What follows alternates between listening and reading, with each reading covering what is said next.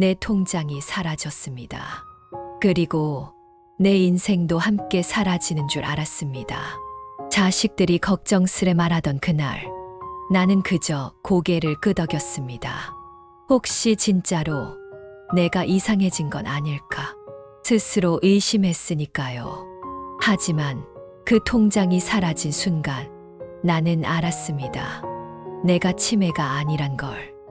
그리고 내 자식들이 더 이상 내 편이 아니란 걸요. 이 이야기는 치매로 몰린 한 엄마가 기억을 되찾고 자식의 위선을 파헤치며 마침내 자신의 삶을 되찾는 이야기입니다. 끝까지 함께 해주시겠어요? 가장 조용한 반격이 지금 시작됩니다.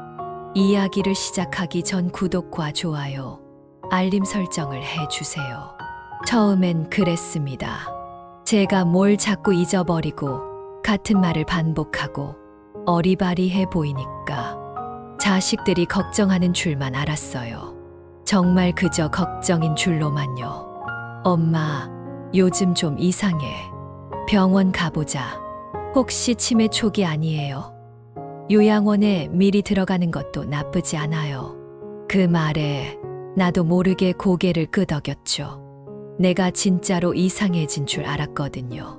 하지만 어느 날 내 통장이 사라졌다는 걸 알게 됐어요. 아무도 모르게 숨겨놨던 그 오래된 통장 한 권이. 그리고 그 순간 깨달았죠. 이상해진 건 내가 아니라 내 자식들 마음이었단 걸요. 내가 정말 치매인 줄로만 알았지? 그래서 내 통장을 슬쩍 몰래 해지하고 요양원에 넣어버리면 조용히 잊혀질 줄 알았니? 착각 마. 나는 지금부터 잃어버린 내 이름, 내 돈, 내 인생 모두 되찾을 거니까. 지금부터 들려드릴 이야기는 치매인 줄만 알았던 엄마가 자식들의 민낯을 드러내고 통쾌하게 반격하는 반전 복수극입니다. 일화 치매인가요? 사람이 나이를 먹으면 기억이 흐릿해지고 하루하루가 뒤섞이는 날이 많아집니다. 하지만 그날의 대화만큼은 또렷하게 기억이 나요. 잊을 수가 없습니다. 엄마, 또 가습을 안 끄고 주무셨더라. 냉장고에 신발 넣으셨던 건 기억 안 나지? 둘째가 웃음 섞인 목소리로 말했을 때 나는 피식 웃으며 넘겼어요. 그냥 실수였어요. 누구나 그럴 수 있잖아요. 그날 하루 정말 피곤했을 뿐이었어요. 하지만 그날 이후 자식들의 눈빛이 달라졌습니다.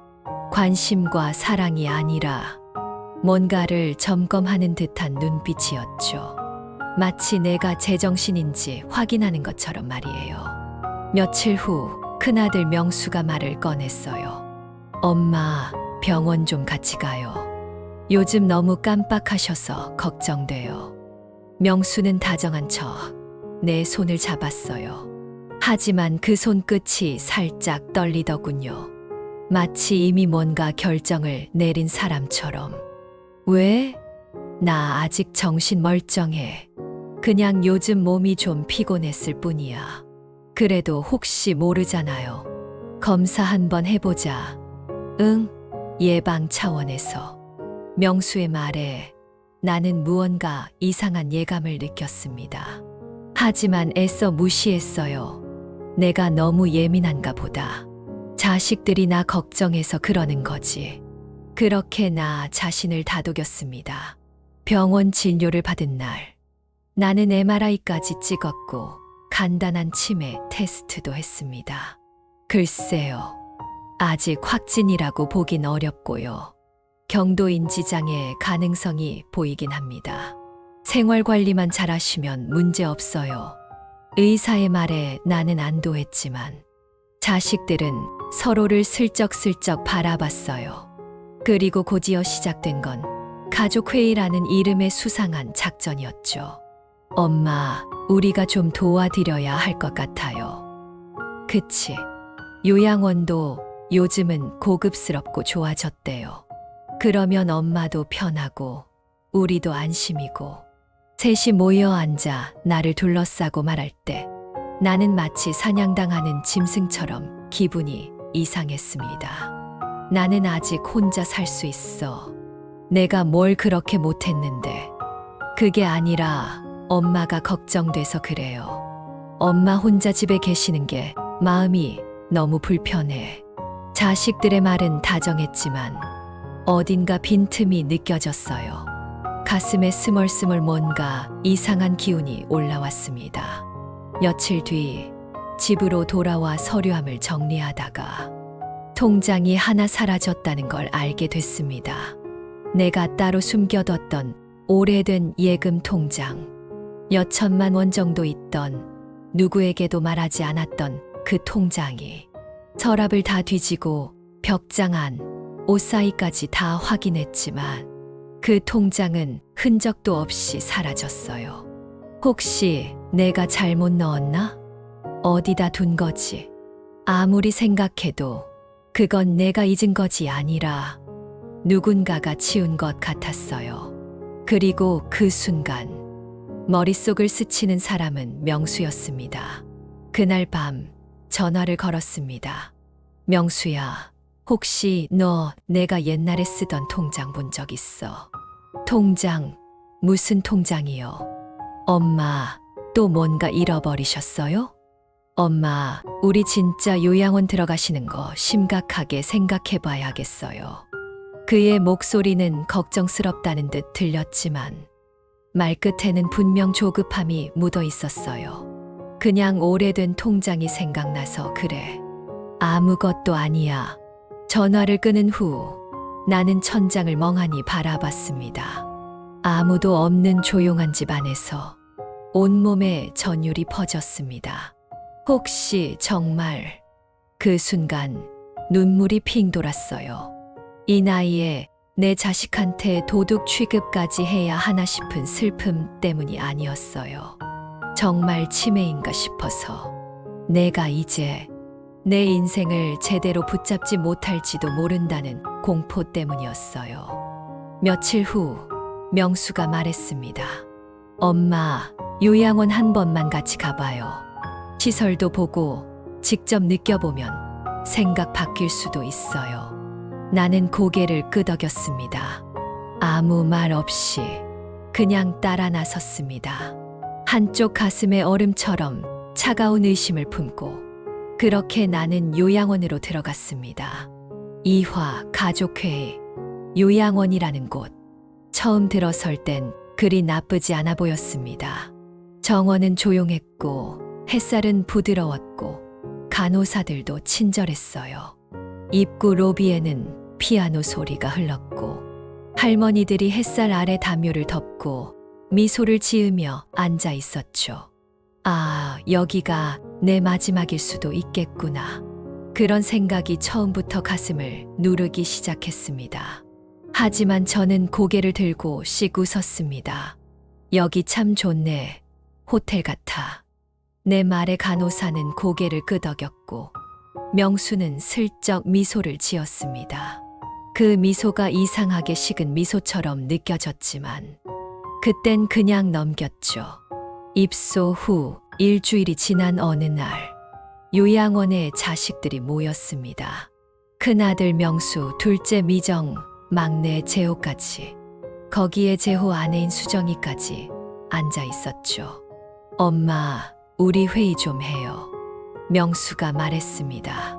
회의라는 단어가 참 생소하게 들렸습니다. 가족끼리 회의라니요. 하지만 나는 입을 다물고 가만히 앉았습니다. 지켜보기로 했거든요. 내가 뭘 기억하고 있고 뭘 모른다고 생각하는지, 그들이 어디까지 나를 가볍게 보고 있는지 확인하려고 말이죠. 요양원 비용은 한 달에 250만 원 정도예요. 명수가 말했다. 엄마가 가입한 실손보험으로 일부 커버되지만 나머지는 우리가 나누어 내야 해요. 당연히 그렇게 해야지. 미정이 턱을 치켜들며 말했다. 셋이서 나누면 한 달에 6,070만 원 정도니까. 아니, 근데 말이야.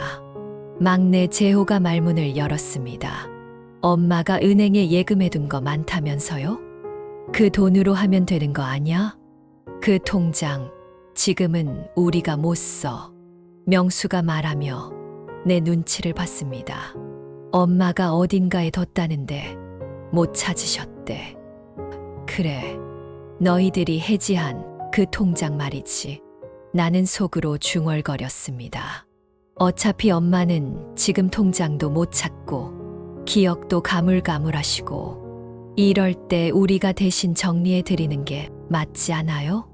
수정이 부드럽게 말했지만 그 눈빛은 싸늘했습니다. 마치 내가 짐짝처럼 느껴졌어요. 그날 밤 나는 잠들지 않고 창밖을 바라봤습니다. 가족회의, 그들 입에서 아무렇지도 않게 오가는 내 돈 이야기, 내 삶 이야기, 마치 내가 없는 사람처럼. 하지만 나는 분명히 존재했습니다. 이렇게 숨 쉬고 있고, 심장이 뛰고 있고, 무엇보다 기억하고 있었어요. 그들이 생각하는 것보다 훨씬 선명하게. 다음 날 간호사에게 슬쩍 물어봤습니다. 혹시 여기 근처에 우체국이나 은행 있어요? 왜요? 어디 필요하세요? 예전에 쓰던 통장이 생각나서. 그게 지금 어디 있는지 좀 알아보려고요. 어르신, 그런 건 아드님들이 하시는 게 더 편하지 않을까요? 그 말에 나는 피식 웃었습니다.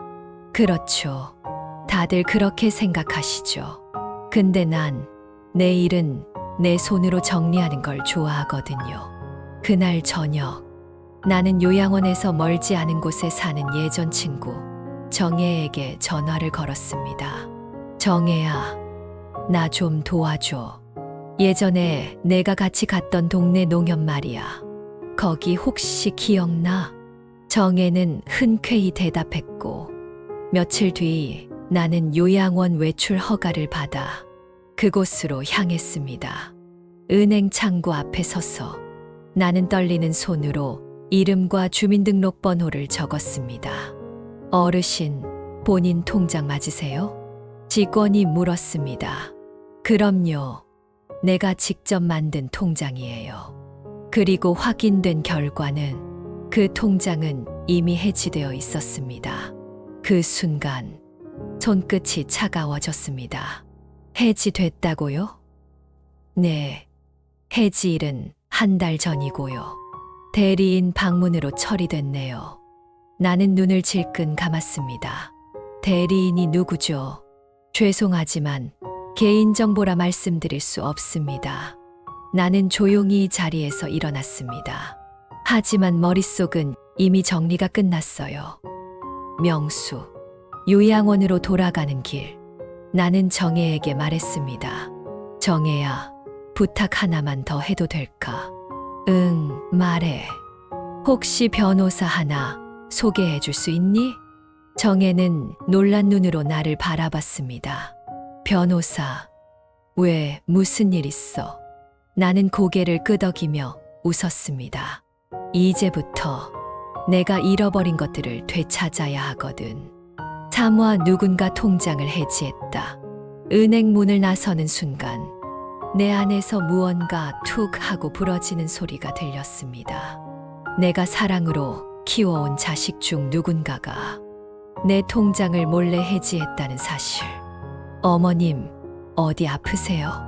정혜가 걱정스레 팔을 잡았지만 나는 애써 웃었습니다. 괜찮아. 이제야 눈이 좀 떠졌어. 요양원으로 돌아오는 차 안에서 나는 과거를 되짚기 시작했습니다. 내가 분명히 그 통장을 꺼낸 건 작년 겨울 연탄값을 현금으로 마련하려던 어느 날이었죠. 잠시 꺼내봤다가 다시 서랍 깊숙한 곳에 넣어두었고 그 이후론 꺼낸 적이 없었어요. 그 서랍은 내 방에서 가장 안쪽에 있는, 심지어 내가 직접 만든 손잡이 커버로 감춰둔 곳이었죠. 그걸 누가 열었단 말인가요? 명수 너지. 하지만 확신은 있었지만 증거는 없었습니다. 그리고 나는 알고 있었습니다. 이 복수극은 감정으로만 움직이면 안 된다는 걸요. 이제부터는 조용히 움직여야 합니다. 그날 밤, 나는 일부러 간호사들 앞에서 헛소리를 해봤습니다. 내가 말이야, 옛날에 금덩어리도 감춰놨었는데 이상하게 생각이 안 나네 하하하. 간호사는 웃으며 어르신 금덩어리요 하고 받아줬지만 그 옆에서 듣고 있던 수정의 눈이 살짝 흔들리는 걸 봤습니다. 그래, 아직 끝나지 않았어. 며칠 뒤 나는 정혜를 다시 불렀습니다. 이제 좀 더 구체적인 자료가 필요해. 그 통장을 누가 해지했는지 정확히 밝혀야 해. 정혜는 조심스레 고개를 끄덕였습니다. 지인 중에 금융계 쪽 일하는 친구가 있어. 비공식이지만 일정 정보는 얻을 수 있을지도 몰라. 그 사이 나는 요양원 안에서도 자식들을 지켜보기 시작했습니다. 명수는 가끔 들러 나에게 과하게 친절하게 굴었습니다. 엄마, 식사는 맛있게 드셨어요? 뭐 필요한 거 없어요? 그의 다정함은 기계적이었고 마치 나의 이성 여부를 확인하는 듯한 눈빛이었습니다. 아, 엄마, 기억나세요? 재호가 이번에 새 차 샀다니까요. 응. 아, 그래? 응. 엄마도 타보실래요? 나중에 나가게 되면요. 나는 웃으며 대답했습니다. 그래. 근데 내가 언제 나가게 될지는 모르겠구나. 속으론 이미 생각하고 있었죠. 네, 차 안 타. 나는 너희 인생에서 다시 운전석에 앉을 거니까. 며칠 후 정혜에게서 연락이 왔습니다. 그 통장 명수 이름으로 대리해지된 게 맞대. 심지어 어머님 도장도 제출됐다고 하더라. 내 도장을? 응. 그 도장 혹시 어디에 있었어? 나는 숨이 멎을 뻔했습니다. 그 도장은 오래전 돌아가신 남편이 쓰던 도장. 그걸 내가 기념 삼아 보관하고 있었고, 명수가 아버지 물건 정리한다며 잠시 들렀을 때 그 도장함을 열었었습니다. 그때 가져갔구나. 나는 한밤중에 일어나 노트를 폈습니다. 그리고 글을 쓰기 시작했습니다. 명수 통장 해지 관련자 아버지, 도장 사용, 수정회의 중 내 통장 내용 언급 보험 내역까지 상세히 알고 있음. 재호 예전에도 내 명의로 카드 발급, 시도, 신용정보 노출 가능성 있음. 미정 묘하게 회의에서 침묵 그러나 정보를 은근히 많이 알고 있음. 이건 가족이 아니라 나를 둘러싼 작은 회계팀 같았습니다. 며칠 뒤 나는 작정하고 명수에게 전화를 걸었습니다. 명수야, 나 외출하고 싶어. 네, 차 좀 태워줄래? 엄마, 어디 가시게요? 은행에 좀 들러볼 데가 있어. 예전에 가입한 통장건으로. 잠시 침묵이 흘렀고 명수는 낮게 그러나 빠르게 말했습니다. 은행은 왜요? 엄마, 혹시 또 착각하시는 거 아니에요? 해지된 통장이라면서요? 그게 그냥 확인하고 싶은 게 있어서. 그럼 내가 따로 문의해 볼게요. 엄마가 직접 가실 일은 아니에요. 그 말에 나는 부드럽게 미소 지었습니다. 그래, 그럼 넌 네 할 일 해. 나는 내일 알아서 할게. 그리고 바로 전화를 끊었죠. 이제부터는 감정 낭비도 줄여야 했거든요. 그날 밤, 요양원 내 작은 서재에서 나는 또 하나의 통장을 꺼냈습니다.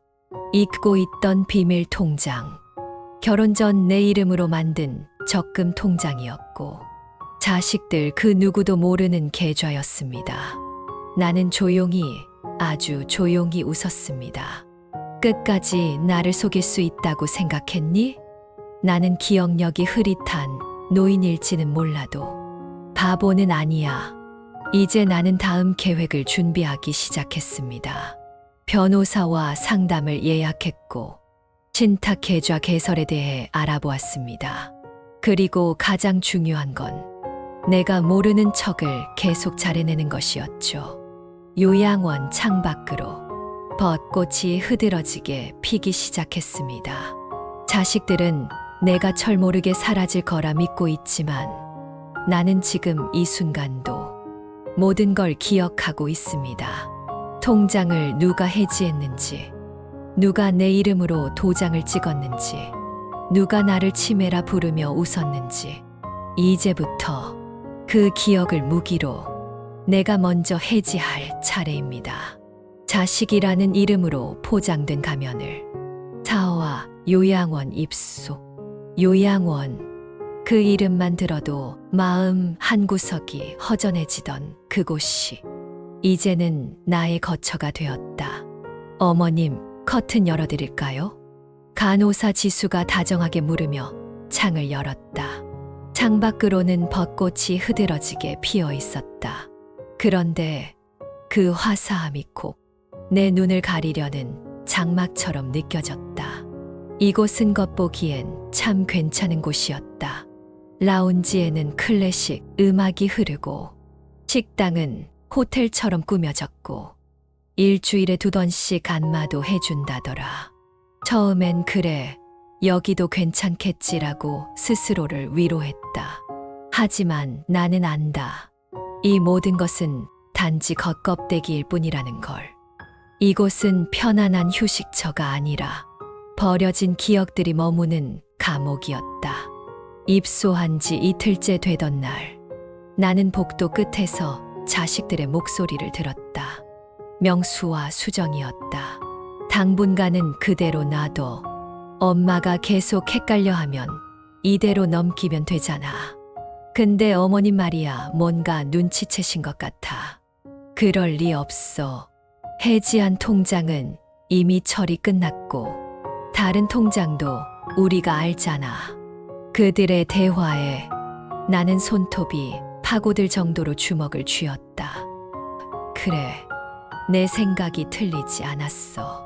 이건 그냥 실수가 아니었어. 계획이었고 의도였고 배신이었다. 그날 밤 나는 또 하나의 메모를 노트에 적었다. 통장 해지 사실, 명수가 입 밖으로 내뱉음, 수정 다른 통장도 우리가 알잖아 언급, 내가 숨겨둔 비밀 통장에 접근 시도 가능성 있음. 이제 단순한 감정 문제가 아니었다. 증거를 모아야 한다. 그리고 그들의 손에 들려있는 칼을 조용히 내 손으로 꺾어야 한다. 며칠 후 나는 요양원 라운지에서 일부러 큰 소리로 말했다.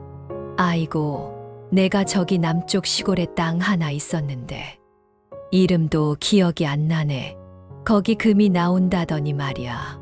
다른 어르신들은 웃으며 고개를 끄덕였지만 저 멀리 소파에 앉아있던 미정의 눈빛이 번쩍 흔들렸다. 그녀는 남몰래 내게 다가왔다. 엄마, 아까 그 땅 얘기 진짜야? 무슨 땅? 아까 라운지에서 얘기하셨잖아. 금 나온다는 땅이 어딘지 기억 안 나세요? 나는 일부러 멍한 표정을 지었다. 그랬나? 내가 그런 말을 했어. 그녀는 실망한 얼굴로 돌아갔다. 그리고 나는 확신했다. 이 아이들도 내 재산을 노리고 있다. 심지어 아직 내가 있는지도 모르는 땅까지도. 며칠 후 나는 병원 가는 외출을 신청했고 그 길에 정혜를 다시 만났다. 변호사분, 조만간 만나자 하셨어. 신탁 관련해서도 자세히 설명해 주신대. 나는 고개를 끄덕이며 물었다. 내 명의로 된 부동산 정보 혹시 자식들 몰래 이전할 수 있을까? 정혜는 눈을 동그랗게 떴다. 진심이야? 그래, 얘들 내가 죽으면 상속이라도 받을 줄 알겠지. 하지만 난 살아있어. 그리고 다 보고 있어. 요양원으로 돌아오자 내 방문 앞에 수정이 서 있었다. 어머님, 잠깐 얘기 좀 할 수 있을까요? 나는 문을 열고 그녀를 맞았다. 말해보렴. 수정은 이상하게 초조한 눈빛으로 말했다. 어머님, 혹시 명수 오빠한테 뭔가 말씀하셨어요? 은행 관련해서서. 무슨 소리니? 그러니까 혹시라도 통장 얘기, 해지 얘기, 그런 거 말이죠. 나는 그녀의 눈을 똑바로 바라봤다. 그리고 무표정하게 말했다. 그런 얘기 내가 기억을 못하겠구나. 근데 왜? 그런 얘기가 나왔으면 너희가 불안하니? 그녀는 당황해 뒤로 물러났다. 아니요, 그냥 혹시 해서요. 엄마, 너무 많이 생각하지 마세요. 요즘 기억도 가물가물하시고. 그녀의 말에 나는 고개를 끄덕였다. 그래, 가물가물하지. 그래서 더 많이 메모하고 다녀. 요즘은. 수정은 짧은 숨을 내쉬며 나갔다. 문을 닫자마자 나는 다시 노트를 꺼냈다. 수정, 통장 해지 사실 이미 인지. 불안감 드러남. 명수와 공동 공모 가능성 농후. 며칠 뒤 요양원 게시판에 자식 방문 명단이 붙었다. 명수의 이름, 미정의 이름, 재호의 이름.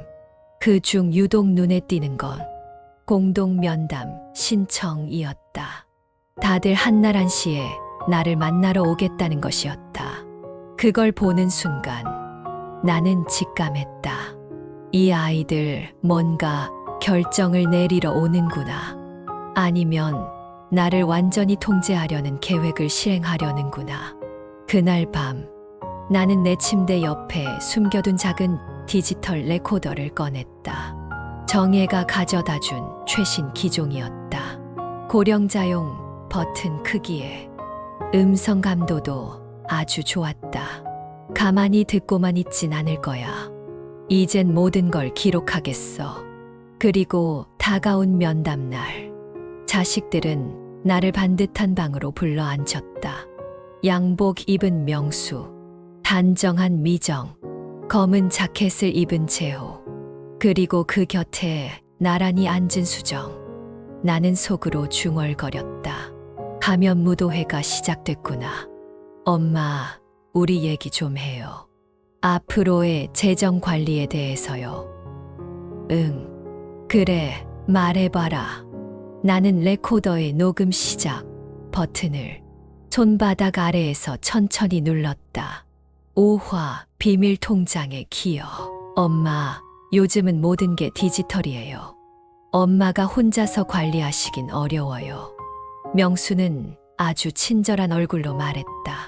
하지만 그의 말은 내 인생의 핸들을 조용히 빼앗아 가려는 손짓 같았다. 그래서 말인데요. 엄마 재산 관리를 우리 셋이 나눠서 돕는 게 좋을 것 같아요. 명수 오빠가 메인 계좌를 관리하고 우린 서부 역할 정도. 미정이 자연스럽게 끼어들었다. 그리고 그 말에 수정은 미소 지으며 덧붙였다. 어머님도 편하실 거예요. 통장 잃어버릴 걱정도 없고요. 그들의 말은 달콤했지만 나는 그 속에 감춰진 의도를 너무 잘 알고 있었다. 나는 가만히 미소 지었다. 그래, 그래주면 내가 편하긴 하겠지. 그렇죠, 어머님? 응. 그런데 나는 책상 아래 손에 쥐고 있던 작은 녹음기에 작동 여부를 다시 확인했다. 빨간 불, 여전히 반짝임. 녹음 중. 그런데 말이다. 그 통장이 말이지. 나는 일부러 시선을 멍하게 뜨며 중얼거렸다. 그 통장 말고도 하나 더 있었던 것 같은데. 네. 명수의 눈이 살짝 흔들렸다. 그 뭐더라. 내가 너희 아빠랑 살 때 그때 몰래 만들었던 통장이 있었던 것 같기도 하고. 엄마, 그런 거 없어요. 엄마, 요즘 기억이 많이 혼란스러우신 것 같은데. 그런가? 근데 그 통장에 그때 금 팔아서 넣었는데. 금이요? 미정이 숨을 죽였다. 나는 그들의 반응을 눈으로 스캔했다. 명수, 미정, 재호, 수정 모두 일순간 말이 끊겼다. 그래. 지금이야. 이제부터 내가 줄을 쥐는 거야. 그날 밤 나는 오래된 앨범을 꺼냈다. 남편이 살아있던 시절. 나는 몰래 나만의 계좌를 만든 적이 있었다. 여보, 애들 대학 보낼 돈은 내가 챙길게.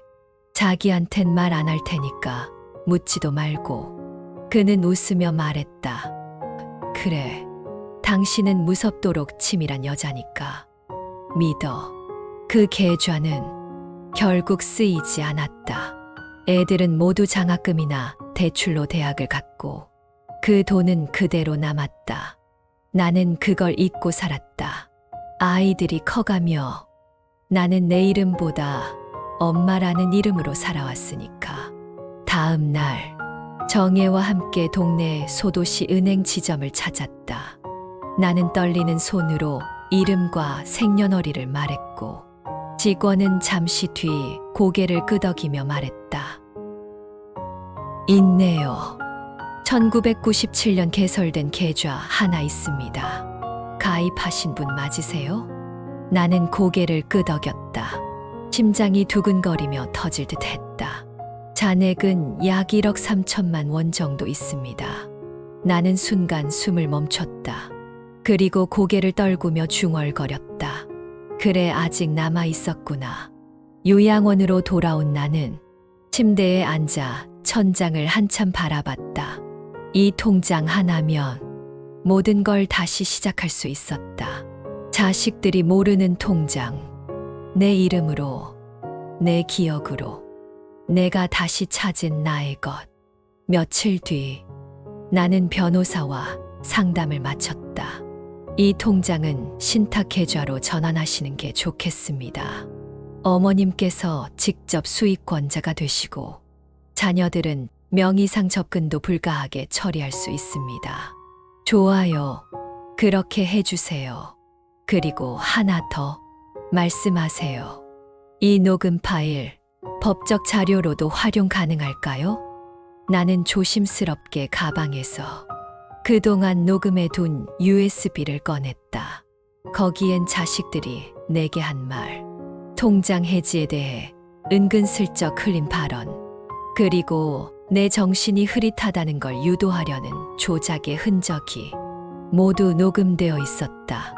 요양원에서의 나는 여전히 멍한 노인처럼 보였고 간호사들은 어르신 요즘 잘 지내시네요라며 웃었지만 나는 이제 가장 선명한 눈을 가진 노인이 되었다. 며칠 후 명수가 전화를 걸어왔다. 엄마, 이번 주 주말에 애들 데리고 요양원 가요. 오랜만에 손자 보여드리려고요. 그래, 오너라. 근데 엄마, 혹시 은행 다녀오셨어요? 전화가 왔던데. 전화? 무슨 전화? 아무것도 아니에요. 그냥 확인차 연락 왔나 보죠 뭐. 나는 웃으며 말했다. 그래, 나도 다음엔 너랑 같이 은행 가자. 내 돈 관리 좀 도와달라 했던 것 아직 기억나거든. 정말요? 그럼 다 기억하지. 내 정신 그렇게 쉽게 흐려지지 않아. 그 말에 명수는 웃음기를 잃었다. 엄마, 무슨 말씀이세요? 그냥 기억이 잘 돌아온다는 얘기야. 그날 밤 나는 벽에 기대어 처음으로 편하게 잠이 들었다. 1억 3천만 원의 통장, 법적으로 보호받는 신탁, 그리고 자식들의 거짓을 담은 녹음 파일. 이제 준비는 끝났다. 이제 내가 이 판을 엎을 차례다. 육화 불청객. 요양원 생활도 벌써 한 달을 넘어가고 있었다. 처음엔 잠자리가 낯설고 음식도 잘 안 넘어갔지만 이젠 이 낯선도 일상처럼 느껴질 만큼 익숙해졌다. 하지만 내 마음속에선 단 하루도 편안한 날이 없었다. 나는 지금 내 자식들로부터 나를 지키는 중이었으니까. 그날은 평범한 오후였다. 밖에선 벚꽃이 흩날렸고 라운지에선 클래식 기타 소리가 잔잔하게 울렸다. 간호사 지수가 다가와 말했다. 어르신, 오늘 손님 오셨어요. 가족은 아닌 것 같은데. 손님? 나는 조금 당황스러운 얼굴로 고개를 들었다. 그리고 이내 들어선 낯익은 얼굴을 보고 숨이 멎는 듯 했다. 저 혹시 기억하시겠어요? 어머나, 진철 씨. 오래전 이웃집 아저씨. 우리 집 앞 슈퍼를 하던 진철 씨였다. 지금은 은퇴했다던 그가 왜 이곳까지 나를 찾아왔을까?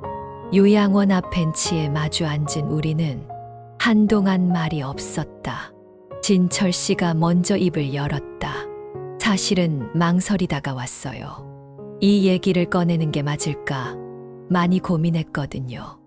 무슨 얘기신데요? 몇 주 전 명수 씨가 저를 찾아왔어요. 우리 명수가요? 네, 아주 공손하게 굴더군요.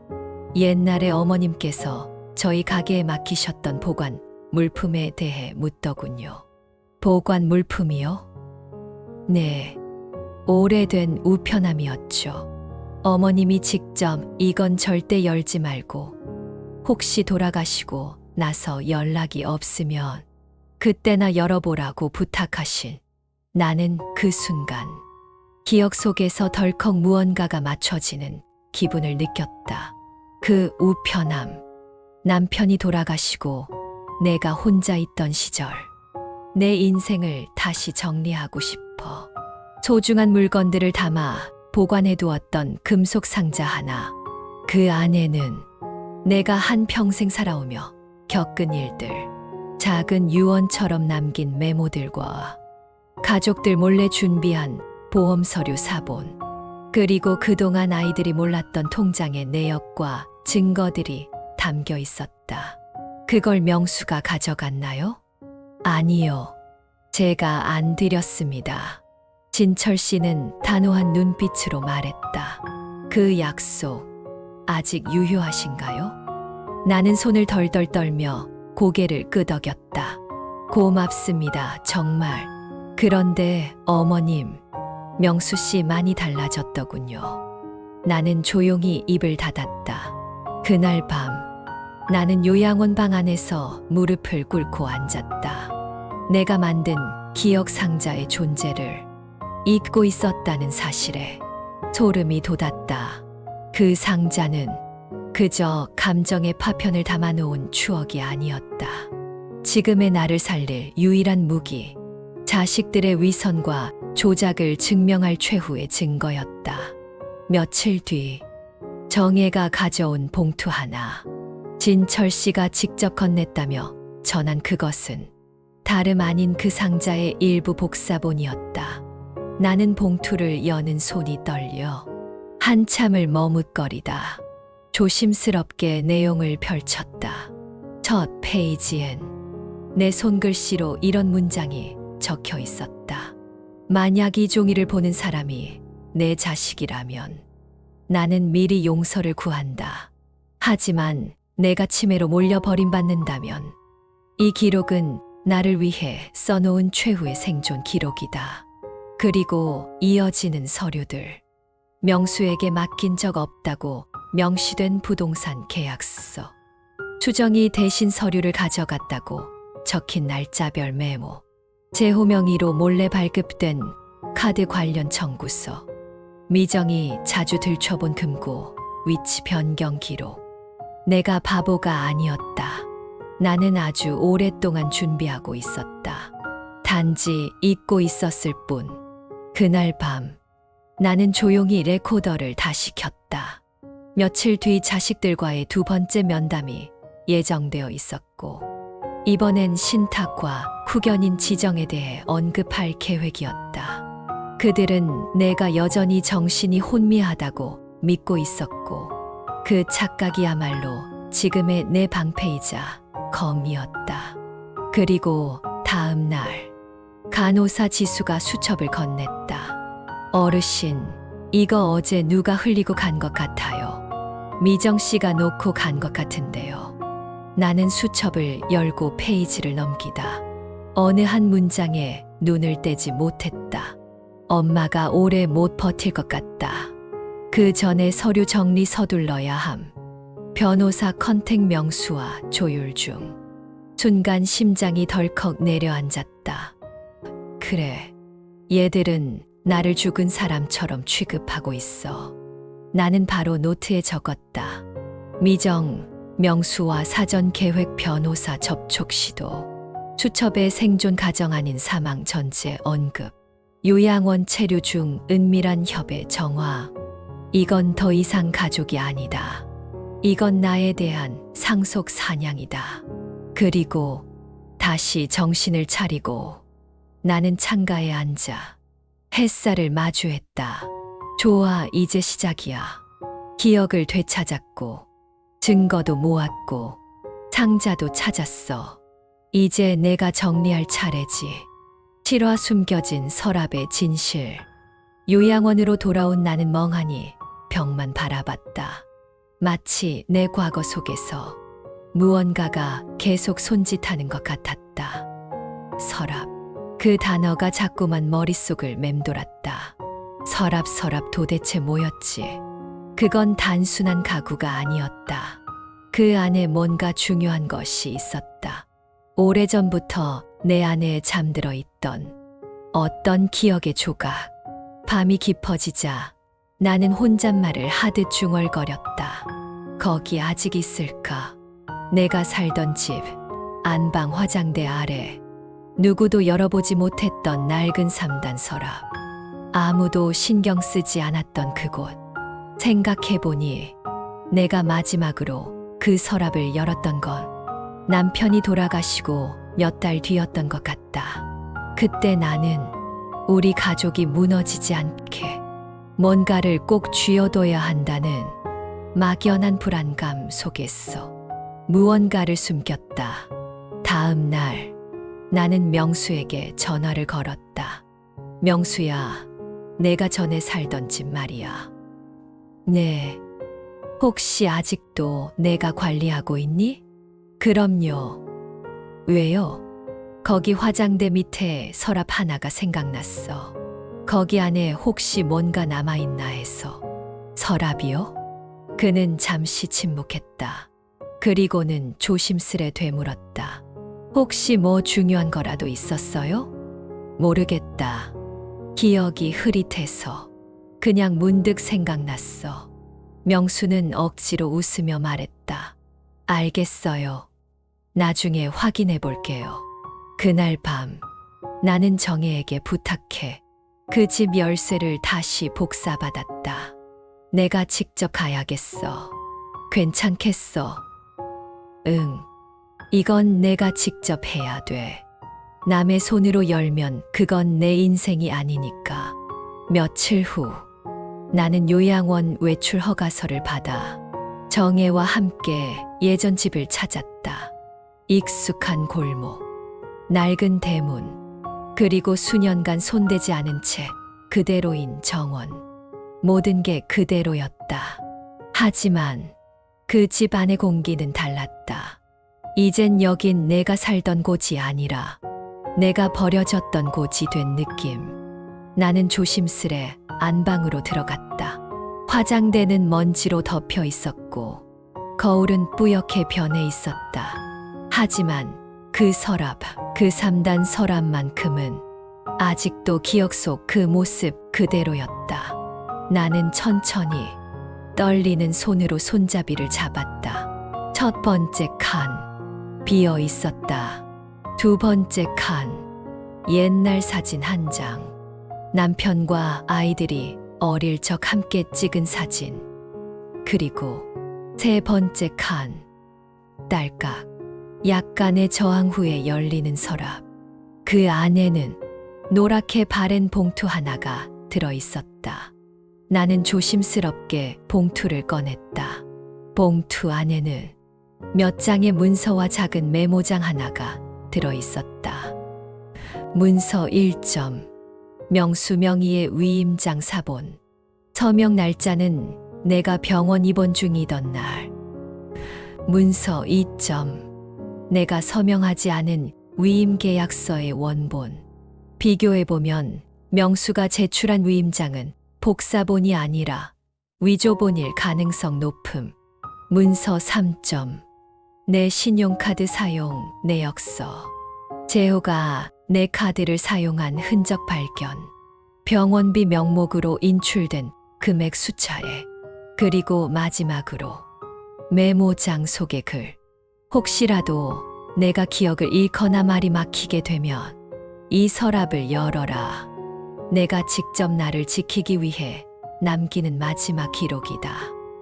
순간 온몸에 전율이 돋았다. 이건 단순한 자료가 아니었다. 이건 미래의 나에게 보내는 유언이었다. 요양원으로 돌아오는 길. 나는 앞자리에 앉은 정혜에게 말했다. 정혜야, 나 이제 확신이 생겼어. 무슨 확신? 내 자식들은 지금 나를 치매로 만들고 내 삶을 훔쳐가고 있었어. 정혜는 잠시 말이 없었다가 천천히 고개를 끄덕였다. 그래. 근데 이제 어쩔 건데? 나는 미소 지었다. 복수하지. 똑같은 방식으로. 그날 밤 나는 변호사에게 전화를 걸었다. 이제 시작해도 될 것 같아요. 서류 준비됐습니다. 위임장 위조 건도 형사 고소 가능하고 신탁 관련 절차도 이제 마무리 단계입니다. 하나만 더 부탁드릴게요. 무엇이든 말씀하세요. 그 아이들한테 등기 하나씩 보내주세요. 내가 죽은 줄 아는 애들한테. 내가 살아있다는 증거. 그걸로 보내주고 싶어요. 며칠 뒤 요양원에 앉아 창밖을 바라보며 나는 조용히 중얼거렸다. 내가 잃은 줄 알았던 것들. 사실은 내가 너무 꽉 쥐고 있었던 거야. 이제 놓아줄 거야. 그러니까 더 이상은 내 이름, 내 돈, 내 인생 아무도 건드리지 마. 8화 가짜 치매의 끝. 엄마, 다음 주 병원 예약돼 있어요. 기억하시죠? 명수가 요양원 라운지에서 내게 조심스럽게 말을 걸었다. 나는 그가 앉기도 전에 먼저 대답했다. 그래, 기억하고 있어. 뇌에 MRI 찍는 거지. 순간 명수의 눈동자가 살짝 흔들렸다. 그 작은 떨림 하나로도 나는 알 수 있었다. 그는 기대하고 있었다. 내가 아무것도 기억 못하고 말도 횡설수설하며 정신이 더 나빠졌다고 입증해 주길. 이젠 의사소견서까지 만들려는구나. 그 말이 입 끝까지 맴돌았지만 나는 꾹 참았다. 왜냐면 이젠 내 연극이 끝날 시간이 다가오고 있었기 때문이었다. 며칠 전 변호사는 나에게 뜻밖의 제안을 했다. 어머님, 이쯤 되면 차라리 진단서를 역이용하시죠. 어떻게요? 치매 진단을 받으려는 가족의 시도 자체가 법적 후견인을 정하려는 움직임으로 보입니다.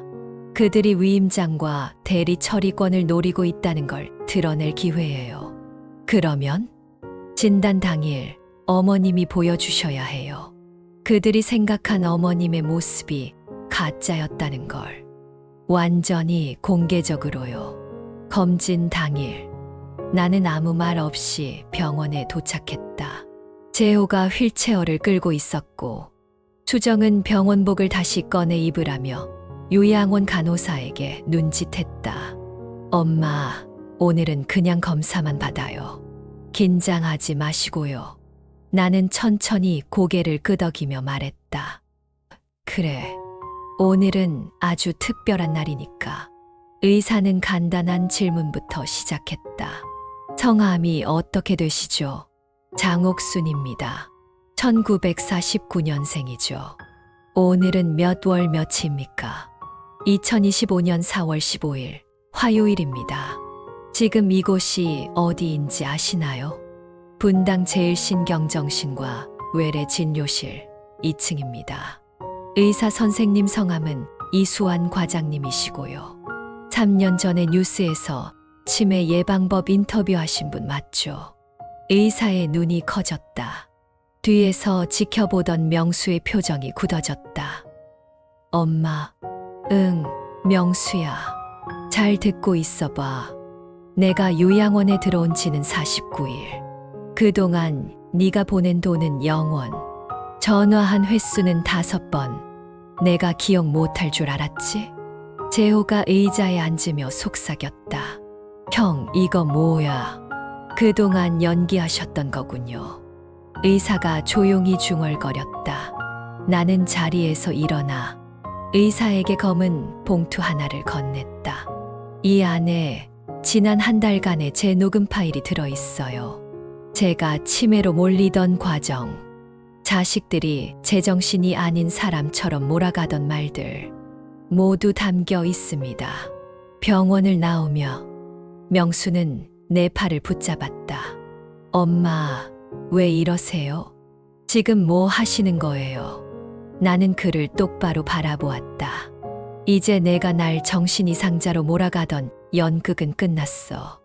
너희가 날 버린 거, 너희가 내 인생을 가로채려던 거, 내가 다 알고 있었어. 엄마, 너희가 그토록 바랐던 치매, 그건 내 머릿속에나 있는 병이야. 나는 아직 너희보다 훨씬 선명하게 살아있어.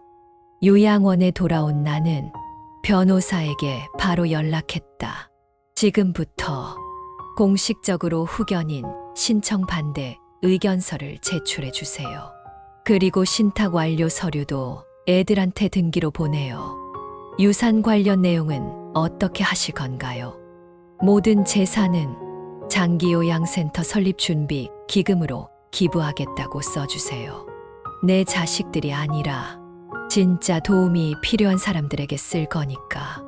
며칠 후 명수, 미정, 재호 셋은 요양원으로 찾아왔다. 이번엔 꽃다발도 과일도 없었다. 손에는 단 하나, 등기 우편이 쥐어져 있었다. 엄마, 정말이야? 이게 뭐야? 왜 이렇게까지 해? 그래, 이게 내가 너희한테 보내는 마지막 편지야. 우린 엄마 걱정했어. 걱정. 그래서 내 통장 해지하고 도장 위조하고 나를 요양원에 버린 거니? 나는 조용히 고개를 돌렸다. 이제 돌아가렴. 내 인생에서 너희는 퇴장했어. 그들이 떠난 후 요양원 마당에서 햇살을 맞으며 나는 조용히 웃었다. 치매였다고? 아니, 그건 내가 만든 가장 완벽한 역할극이었어. 구화, 재산 정리의 반전. 그날 이후 자식들은 며칠을 뜸들이더니 결국 전화를 걸어오지 않았다. 그 조용함이 오히려 더 시끄럽게 느껴졌고 나는 그 침묵 속에서 그들이 지금 어떤 생각을 하고 있을지 또렷하게 그려낼 수 있었다. 엄마가 화나셨다. 그래도 시간이 지나면 괜찮아지시겠지. 괜히 자극하면 더 악화될지도 몰라. 조용히 기다리자. 재산이야 결국 우리 거니까. 착각. 아주 오만하고 내 존재를 너무도 얕본 착각이었다. 며칠 뒤 명수는 변호사를 통해 가족 간 조율의 기회를 요청했다. 어머님께 너무 큰 상처를 드렸습니다. 형사 고소는 원하지 않습니다. 저희도 반성하고 있습니다. 다만 가족 간의 정은 이어가고 싶습니다.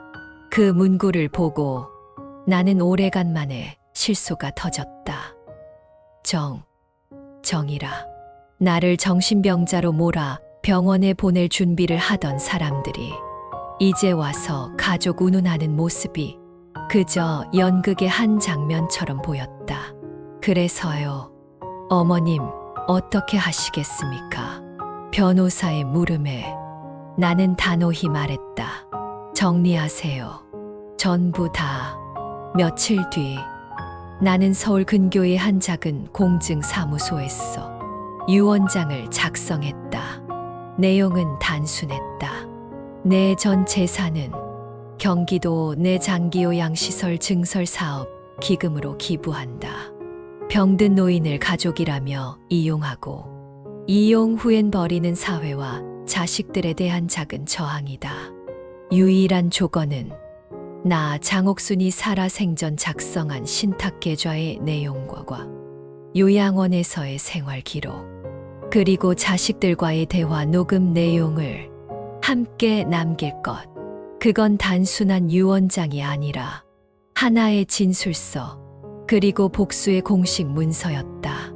그리고 일주일 뒤 자식들은 다시 한자리에 모였다. 이번엔 내가 먼저 면담 요청을 보냈다. 요양원 회의실. 나는 앉은 자리에서 조용히 입을 열었다. 니들 그날 내가 정신 돌아온 줄 알고 많이 놀랐지. 엄마, 그건 우리가. 잠깐, 말하지 마. 오늘은 내가 말할 차례니까. 그들은 입을 다물었다. 나는 천천히 회색 봉투 하나를 꺼냈다. 이게 뭔지 아니? 유서예요. 아니, 너희를 위한 설명서야. 봉투 안에는 신탁계좌 내역서 사본, 기부재단과의 협약서, 그리고 내 유필로 쓴 편지가 담겨 있었다. 나는 엄마다. 하지만 너희가 보여준 건 그 어떤 자식의 사랑도 아니었다. 내가 치매에 걸렸다고, 기억을 못한다고, 웃으며 통장을 해지하고, 도장을 위조하고, 날 가둬뒀지. 그 모든 순간을 나는 기억한다. 그리고 용서하지 않는다. 내가 죽고 나면 내 재산은 이 사회의 다른 어머니들에게 돌아갈 것이다. 명수는 봉투를 던지듯 내려놨다. 그럼 우린 아무것도 안 남는 거야? 나는 조용히 미소 지었다. 남긴 게 있지. 너희가 평생 떠안고 살아야 할 죄책감. 그건 돈보다 오래 가. 엄마, 그건 너무하잖아요. 미정이 울먹이며 외쳤다. 너무해. 치매인 줄 알고 통장 해지해놓고 도장까지 위조해놓고 너무해. 그 순간 모두 고개를 들지 못했다. 재호가 마지막으로 중얼거렸다. 우리가 이럴 줄 엄마가 알았어. 아니, 처음엔 몰랐지. 그런데 통장이 사라지고 도장이 사라지고 내 눈빛이 흔들리는 걸 보면서 확신했어. 엄마, 이젠 다 끝났어. 이 연극 무대 위에서 내려가 줄래? 나는 손을 내저었다. 이제 니들은 더 이상 내 인생의 등장인물이 아니야. 자식들은 조용히 방을 나갔다. 그 뒷모습엔 무너진 자존심과 이해하지 못한 분노가 뒤섞여 있었다. 그들이 이해하지 못한 건 단 하나였다. 왜 엄마가 우릴 이렇게까지 밀어냈을까? 그건 내가 늦게나마 깨달았기 때문이었다. 사랑을 베풀되 자존심은 지켜야 한다는 걸. 그날 밤 나는 변호사에게 마지막으로 연락을 남겼다. 재산 정리 모두 끝났고요. 기부 협약도 공개하세요. 공개 날짜는 우리 결혼 기념일로 해요. 남편이 그날 날 사람답게 대해줬으니까. 창밖으로 달이 떴다. 요양원 건물에 불이 하나둘 꺼지고 밤이 찾아왔다. 나는 그 어둠 속에서 어쩌면 평생 처음으로 가볍고 자유로운 마음으로 속삭였다. 이제야 진짜 나로 살 수 있겠다. 10화 등기우편 하나. 봄이 끝나갈 무렵 나는 작은 커피 한 잔을 앞에 두고 창밖을 내다보고 있었다. 요양원 마당에는 붉은 철쭉이 피어 있었고 라운지에선 라디오에서 당신은 모르실 거야가 흘러나왔다. 그 노래 참 오랜만이었다. 20살적 첫사랑이 기타로 불러줬던 그 노래. 그때는 사랑 때문에 울었지만 지금은 내 인생을 위해 웃는다. 며칠 전 나는 변호사에게 부탁해 마지막 등기 우편을 보내기로 했다. 소신인 장명수, 장미정, 장재호. 내용물은 단 한 장의 편지. 내가 살아있다는 걸 너희가 잊지 않길 바란다. 그리고 첨부된 PDF 파일 한 장. 내가 설립을 약정한 장옥순 요양복지재단 설립 공증서. 명수가 우편을 받은 건 오후 3시 무렵이었다. 회사 회의 중 택배실 직원이 직접 전달했다. 장명수님 앞으로 등기 우편 도착했습니다. 엄마, 봉투에 적힌 글씨를 보고 명수는 숨을 들이켰다. 설마 또 무슨 유언 같은 게 남았나 싶었다. 하지만 막상 열어보니 그 안엔 말 그대로 한 장짜리 선언서가 들어 있었다. 나는 너희를 버린 것이 아니라 너희가 먼저 나를 버렸다는 것을 잊지 말아라. 나는 치매가 아니었다. 기억하고 있었다. 단지 참아냈을 뿐이다. 이젠 참지 않을 것이다. 미정은 사무실 탕비실에서 그 편지를 읽으며 끝내 손에 들고 있던 커피를 엎질렀다. 이게 정말 엄마가 쓴 거야? 그녀는 믿을 수 없었다. 엄마는 늘 약하고 부드럽고 순한 사람이었다. 하지만 지금 손에 쥔 이 글은 그 어떤 증오보다도 단단하고 그 어떤 유서보다도 냉정했다. 재호는 아예 우편을 보자마자 펄쩍 뛰었다. 이건 협박장이잖아. 우릴 망신 주겠다는 거야? 하지만 봉투 안엔 협박이 아니라 사실만 담긴 증거들이 정리되어 있었다. 위임장 위조 관련 녹취록, 통장 해지일자와 병원 진료기록 대조표, 수정의 사인으로 대리 처리된 보험금, 신청 내역, 미정이 방문한 날의 CCTV 캡처와 메모장 유출 사건 정리. 이건 단순한 감정 표현이 아니었다.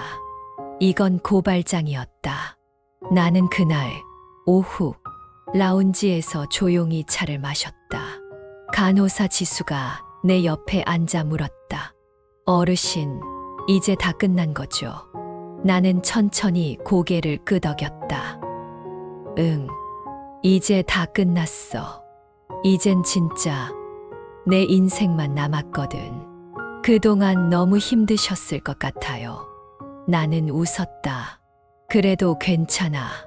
가짜 치매라도 어디서 이렇게 큰 복수를 해보겠어.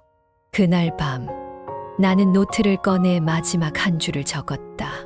그들은 나를 잊길 바랐지만 나는 나를 지켜냈다. 이 기록은 내가 다시 나로 돌아온 이야기다.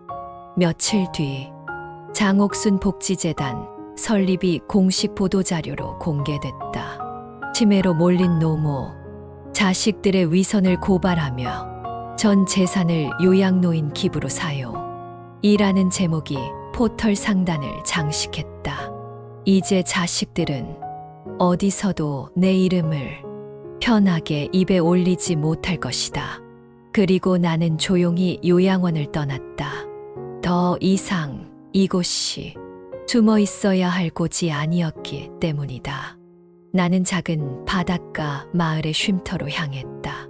거기선 이름도 가명으로 누구도 날 몰랐다. 그게 너무 편하고 좋았다. 하루는 마을 장터에서 누군가 물었다. 할머니, 혼자 사세요? 나는 천천히 고개를 끄덕였다. 네, 이제야 혼자가 되었어요. 근데 그게 이렇게 자유로운 줄은 예전엔 몰랐네요. 이 이야기는 치매인 줄 알았던 한 엄마가 자신을 몰락시키려 했던 자식들에게 정확하고 단단하게 자신의 기억으로 복수한 이야기입니다. 사람들은 나이 든 부모를 언젠가 잊어버릴 존재로 여깁니다. 하지만 늙은 부모의 가슴엔 자식들보다 더 선명한 기억이 있고 그 기억은 때로 자식들을 뛰어넘는 정의가 됩니다. 나는 치매가 아니었습니다. 나는 그저 너희를 마지막으로 믿어보고 싶었던 한 명의 엄마였을 뿐이었습니다. 나는 치매가 아니었습니다. 나는 상처받은 엄마였고, 버려진 인간이었고, 그리고 끝까지 기억하고 있었던 한 여자였습니다. 내 이름으로 된 계좌, 내가 만든 유언, 내 손으로 지킨 자존심. 자식들은 내 돈을 원했지만 나는 내 기억으로 된 정의를 선택했습니다. 누군가는 말하겠죠. 그 나이에 그게 무슨 소용이냐고. 하지만 그 나이에 이렇게라도 나로 살아내는 것. 그게 내가 인생에서 해낸 가장 멋진 일이었습니다.